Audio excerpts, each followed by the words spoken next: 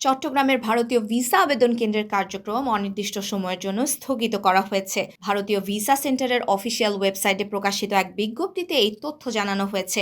বিজ্ঞপ্তিতে বলা হয়, 21 ডিসেম্বর থেকে পরবর্তী নির্দেশ না দেয়া পর্যন্ত চট্টগ্রাম আইভ্যাকের সব ধরনের ভারতীয় ভিসা কার্যক্রম বন্ধ থাকবে।